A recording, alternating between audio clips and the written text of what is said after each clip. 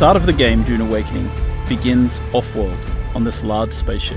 Show yourself, child. It is here, in the presence of the Reverend Mother, that character creation begins. Now the first thing you'll do is choose your preset avatar. Some of these are heavily inspired by the Denis Villeneuve movies.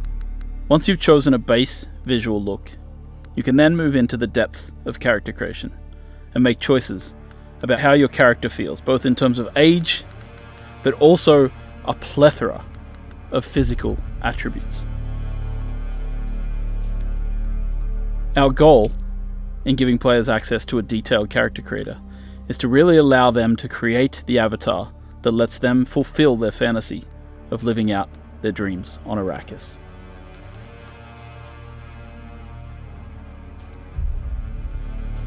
There are a multitude of hairstyles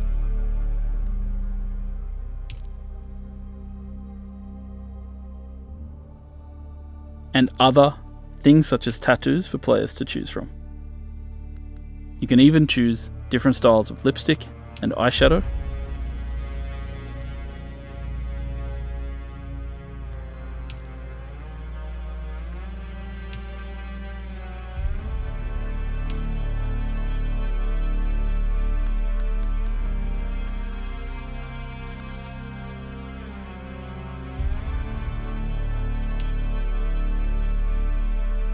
You can choose the muscle tone of your character, from height, arm thickness, leg thickness, neck length.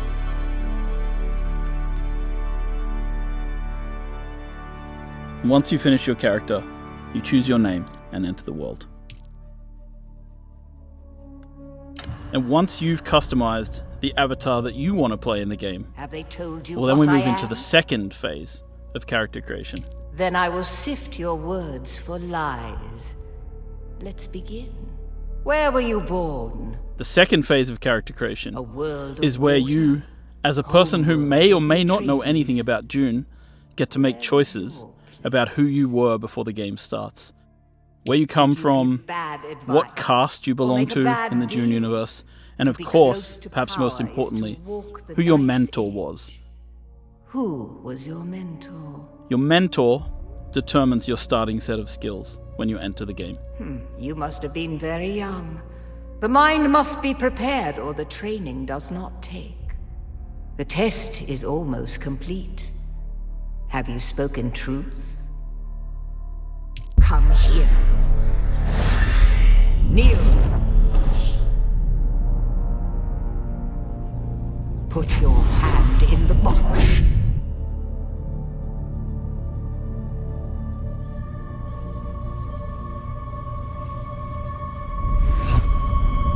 I hold at your neck the Gonjabar, the high-handed enemy. Don't pull away or you will die.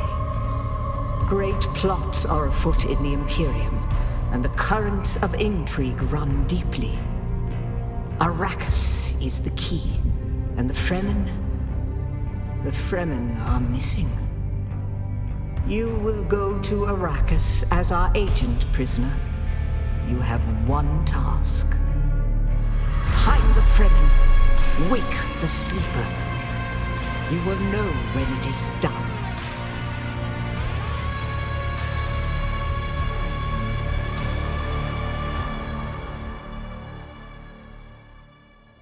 Now we're going to jump ahead a little bit in the story here, skipping past several events just to sort of get into the early new player experience of the game. And you'll see that the player, after various shenanigans, wakes up here in a cave. And as we sort of look around the cave, we'll notice that it's filled with Fremen and the remnants of, this ancient culture.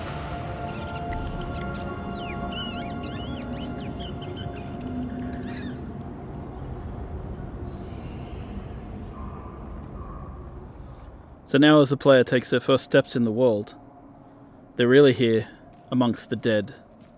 And so the first question they should be asking is, what happened here? Who are these people? And, this is just a place where we give players a little bit of time to adjust their settings, get a feel for the movement keys, and then move forward into the cave. And they'll stumble upon their first major interaction point, which is the Frem Kit. The Frem Kit in our game serves as both a backpack for the player, of course, but also really a guide. The Fremen used to pack these with interesting objects that they could use to survive in the desert, and it's no different from the player. So here they begin their first crafting experience, crafting a small scrap knife out of metal that was in the Frem Kit. These caves have been moisture sealed in order to preserve the moisture of those within the cave, and so the player, as they explore, will be able to use their scrap metal knife to pierce the seals and escape. So really this entire area, built using Unreal Engine 5, is just to sort of get the player and ease them into the path. A lot of survival games have very abrupt, very harsh beginnings, and we tried to, make the experience of joining Dune Awakening just a little easier, just give people a little bit of a feel for the world before we really toss them out into the harshness that is the desert of Arrakis. So here we've crafted a heal kit, and we're going to use that to heal our character. And once we're healed, you'll see that our stamina bar in the bottom left appears. And now that we have stamina, we can climb. The climbing system in Dune Awakening is based in part on the one that we built for Conan Exiles. It's a free-form climbing system. It can be used to climb almost anywhere. And as you'll see later, the new technology available in Dune Awakening, such as suspensor belts, allows us to do even more interesting things with traversal.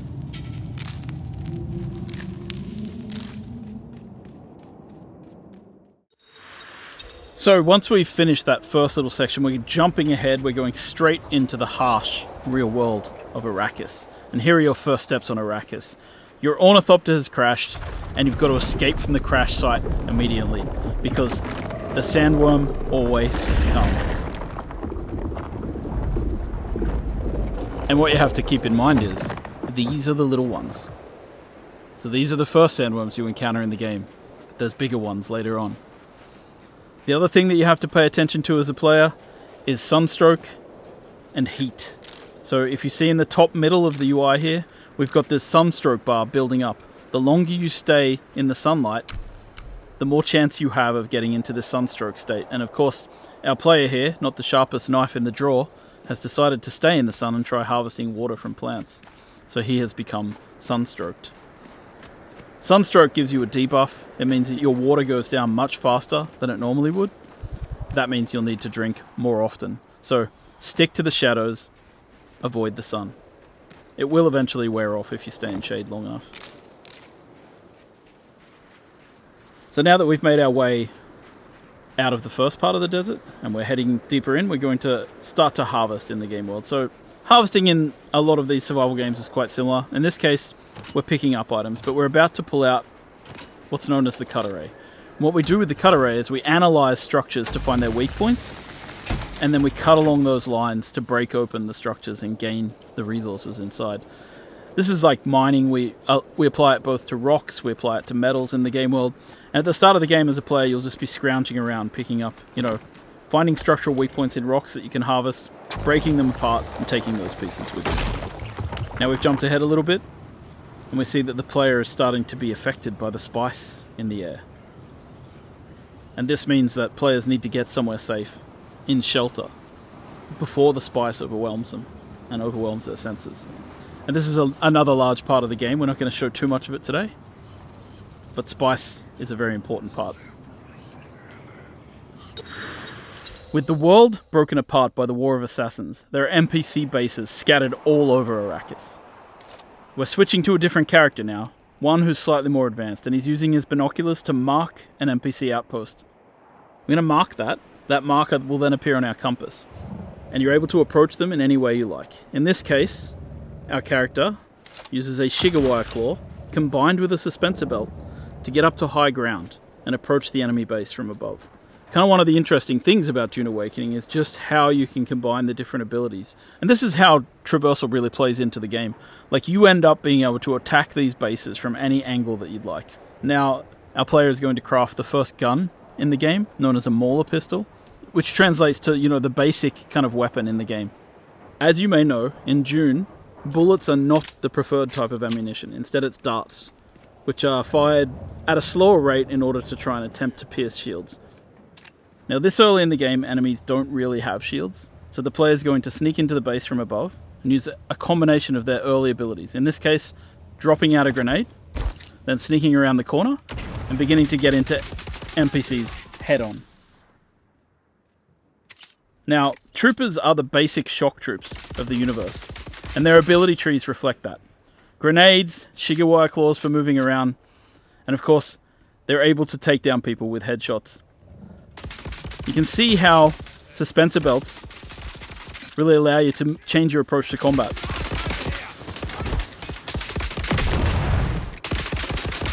Dune Awakening is at heart a third-person shooter with melee and abilities. And it's the combination of melee, abilities, and range shooting that creates what we call combined arms in the game. Now we've taken a fair bit of damage in this battle, so we're going to stop for a second to heal ourselves up with a bandage. Bandages heal over time, so you can't just heal yourself to 100%. You have to actually get into safety, get behind cover before you start using them. Now we're going to quickly switch to a slightly different character to show off more of the melee that we have in the game, because you're about to see that when a character gets in close, it's melee time. This character has Swordmaster abilities.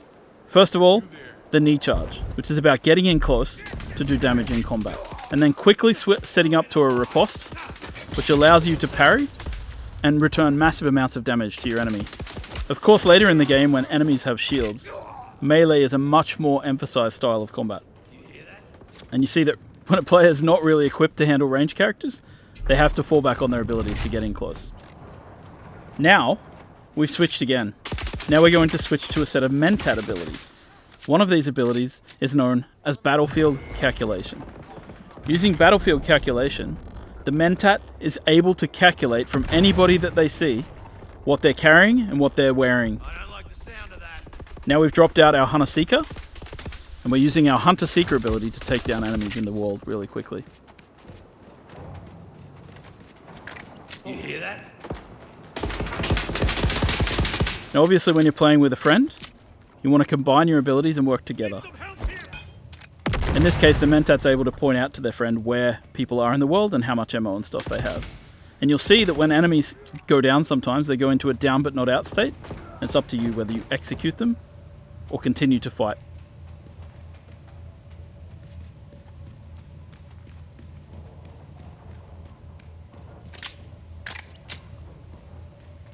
After a quick reload, it's back into the battle, with our friend coming from above and throwing out one more grenade.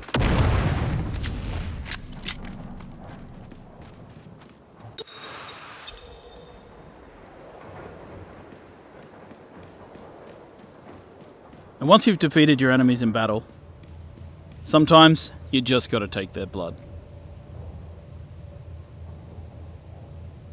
In order to get water, the player's going to have to craft themselves this blood sack and this blood extractor and use it to harvest blood from their fallen enemies. Now, in our game, it's not always a good thing to just take blood from people. It's potentially bad and can only be used for certain things. Once you've extracted the blood, you can then of course drink it. As you'll see here, the player takes a big sip from their blood bag. But when they do that, it causes a debuff because the blood is not exactly pure, and drinking blood for water is not exactly a one-to-one scenario. So you'll see that our health bar got shorter while our water bar went up. And so being a blood drinker is not always looked upon in the right way. Of course, once you've played the game for a little while, you'll start wanting to build your own base. And the first part of that is placing down what we call a sub-fief console. A sub-fief console allows you to claim a small part of Arrakis as your own, but it does in turn mean that you'll start to owe taxes to the Emperor. So here we are with our building system, and you can see that we have two types of building here. We have the holograms, which show in the beginning. I call them Solido projections internally. And we have the way that you fill in, which is by holding down the mouse button in this case. So the cool thing about this is it allows us to have this cooperative building system. So you'll see that one player places out the Solido projections and the other player fills them in with the materials from their inventory. This is just a way that lets people play together and build together in an interesting and exciting way. We've seen through our experience with Conan Exiles that some people just love to build in these games. So we've created a system called the Blueprint Building System that allows players to save a copy of their base as one of these giant holographics. Then they can take them out into the world and place them out wherever they like and then rebuild. And we have another system in the game which allows you to take these, big architectural designs of your buildings and sell them to other players on the exchange. And once again, this is a way to quickly move your base around the world. If you've got a design you like, you don't have to, throw it out immediately. And it allows you to create these interesting masterpieces. It also, as you can see here, allows you to, if you're not artistically minded and you don't like building big bases, you can buy them from other players. Once you finish crafting a base, you want to fill it with all kinds of machines, fabricators, and refineries. And of course, harkening back to the blood extraction we just did, we've got the blood purifier. So what we want to do is take the blood from our blood sac and deposit it into the blood purifier, and over time it will refine into lovely fresh water, which can then extract into our litogens and carry with us out into the desert. While there's many varieties of fabricators that you can use to craft things in the game, one of the most exciting things is crafting yourself a vehicle. So we're opening the technology menu, and from here we're able to purchase the design for a sandbike. A sandbike is one of the early vehicles available to players in the game, and you can kit it out with different types of modules, including an extra seat, which allows you to bring your friends with you. So in this menu you can see we're fabricating ourselves a sandbike, and all the different parts of the sandbike have to be fabricated individually. So the player is going into the menu here, they're crafting different things which will make up their sandbike, and as you can see it prints out in this kind of 3D printer type way where all the materials are turned into these particles which then come together to form the different pieces of the sandbike. And you can see it's sort of all happening in the background here. And if we go out into the world view, you can actually see the pieces forming up inside the fabricator. So a base with lots of these fabricators going is actually pretty cool and pretty busy. Once we've done, we jump back in, we pull things out of the queue, chuck them into our inventory, and then we use the welding tool to place out vehicle pieces. Now again, this is a cooperative activity. We've thought about multiplayer, so any other player could be working with you to place modules and pieces of this bike. And so we're going to assemble this bike, but of course when you work on larger vehicles and your friends are with you, you'll be able to work together to craft big things like transport ornithopters or sand crawlers. And so we're going to add the body to this, and we're going to add an extra seat just in case we want to bring our friend with us out into the world. Once the bike's been assembled and fueled up, you jump on and you can head out to explore the greater areas of Arrakis.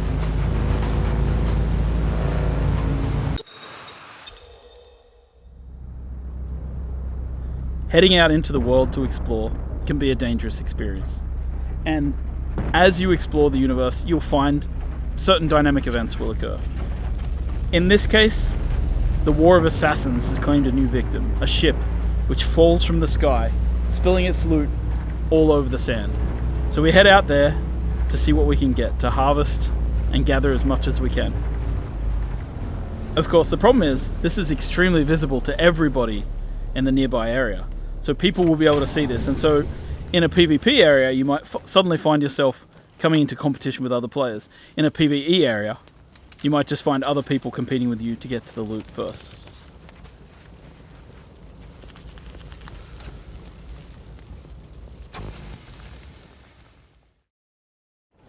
And of course, at night time there are different kinds of threats, because while the heat of the day is dangerous, at night the Sardaukar patrol this area of the desert with huge spotlights, searching for players. Now this player is over here, harvesting dew with a dew reaper, sucking the water off the surface of these plants, and they've been captured and seen by the Sardaukar. And the Sardaukar send down troops who come floating down out of the sky to attack and destroy the players.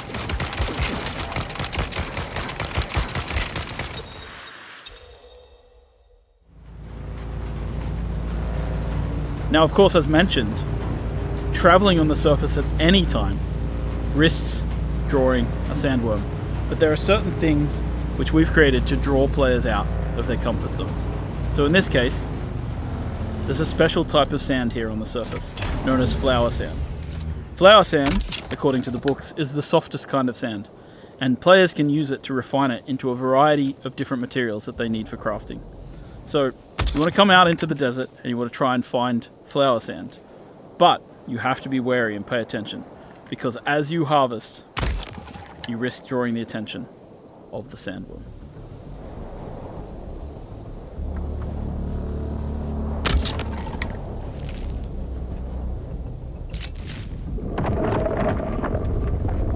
We've awoken the beast. The sandworm is coming. We spent too much time out here and it's coming to get us. Now you can see in the middle of the screen the indicator showing us that the sandworm is angry and it's coming after us. And our only option now is to get back to rocky ground or the sandworm's going to take us. I don't know how those guys survived that, but somehow they managed to get to the safety of the rock island.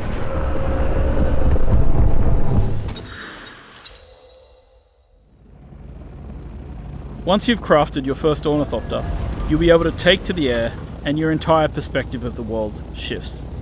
From here, it'll make traversing the world a lot safer because you can avoid the sandworms. It'll also help you to go out into the larger world of Arrakis. Here we are in the overland map, and we're going to make our way south until we find the place known as Hagga Village. Hagga Village is the current seat of the Harkonnen, after their city, Carthage, was destroyed in a nuclear explosion during the War of Assassins. There's more details like that in the lore of the game for players to discover and explore. So we're going to land at Hagga, and we're going to explore the social space. Once you arrive in Hagga Village, you'll be able to meet up with other players, interact with them, trade, and create guilds. The game has a variety of social interaction mechanics, from emotes to grouping to a chat. Throughout Hagga Village, you'll also interact with story characters, follow the main story. You'll be able to meet vendors who will sell you exotic items. They let you live. That is interesting. You'll be able to get a feel for how the factions are viewed in the world, and of course, you'll be able to swear allegiance to one of the major factions, the Harkonnen or the Atreides. Swear your guild's allegiance and begin to take part in the politics of the Imperium.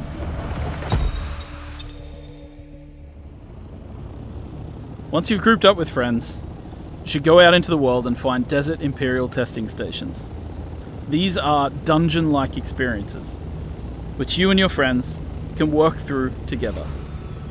So here we are landing our various ornithopters outside of one of the desert testing stations, and we're going to head in as a group. Now it's really important to prepare different skills and abilities. These areas tend to be more of a challenge, and it's great to work together to complement each other.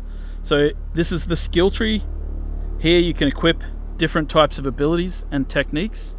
We have 3 slots for abilities and 3 slots for techniques. And there are multiple different trees depending on the type of trainers that you've interacted with in the world. So our character here is going to equip a series of abilities that complements the rest of their group. In this case, Swordmaster techniques. Alright, so we're heading in, and of course you can use dispenser belts to traverse as you'd expect. And we're going to explore this Imperial testing lab. You've entered Desert Botanical Testing Station number 163. I'm Dr. Wen Olmeca, Senior Plant Geneticist here at the station. Testing stations have storylines, as well as enemies to fight and loot to be found. So you really want to go in here and enjoy the experience. Playing through with friends, working together, using different weapons and trying out different techniques. Now this player has placed out a portable cover. This is a different ability to what we've seen before. And you see that the enemies here have shields. Using the flamethrower, it's easy to get through a shield because you can burn the air around them.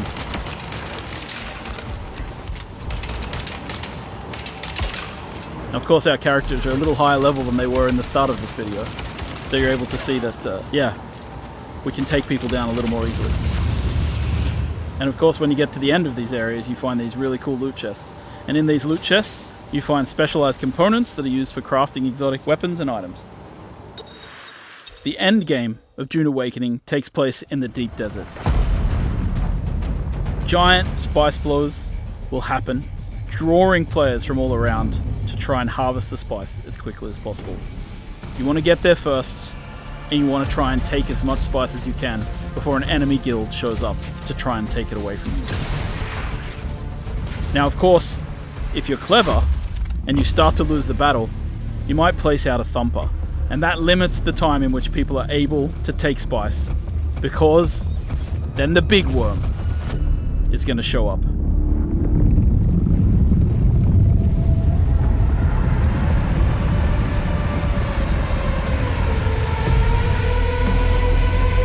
I hope you've enjoyed this brief glimpse at the gameplay of Dune Awakening, and we're really excited to have you join us when the game releases.